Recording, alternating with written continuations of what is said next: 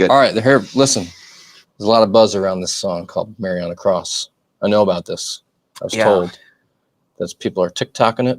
Yes. Like they won't stop TikToking it. And, No. What's going on with that? I am. I'm also a little bit baffled. I am happy that it.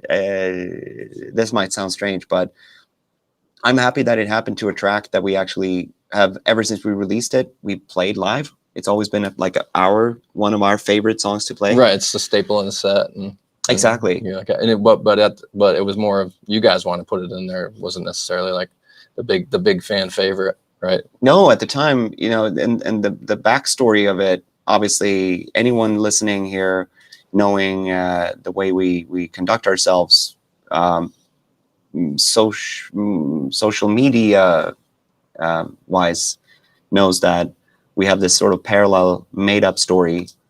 Okay. Yeah. Of a story that just sort of continues. That is there because it actually started with Tom Wally, yes. Love Tom Wally. The head of the label. When we got signed to the label, he was like, "Well, there has to be a story, right?" And I was like, "Well, it's an anonymous band. There's no biography here. Yeah. Well, there have to be a story. Okay, I give you a story," and I made this story up. And this EP or single, 7 Inches of Satanic Panic, is a throwback to 1969 when there was like a proto Ghost sort of doing a few songs. Yeah. That was the first try. That was the first stab at the Project Ghost from the clergy. Right. So this is all fun. Yeah, 69. Fun and games. Yeah. So I had this idea because I've always been I know about that number. Yeah, I've tried that. Yeah. And yeah, and it doesn't always turn into shit. Right. So ever since we got that out in 2019, we played those songs. So now when that happened, that sort of phenomenon and success is something that a lot of labels, they work their asses off to do that. Like, because if you're a pop artist or an artist, you want a song to be trending on TikTok. You want people to be sucked in from right. And the label, in like about a month ago when this started to happen, they were like, "We wish we could tell you that this was our doing, but it isn't. This is like a completely organic thing. We had nothing to do with it. We just released a song 3 years ago, and now this happened." Yeah. And I was like, well, lucky us then that we're already playing this song. It would have been weird if it was on B-side somewhere. And you hadn't rehearsed it in the 3 years or whatever. Yeah, and then all of a sudden, like, this is the big song now. Yeah. So here we go. Okay, we already played. Sweet. Yeah. What's the song about? Are you able to divulge the information or no? I can, to a certain degree. It's I think that there is a I read the lyrics.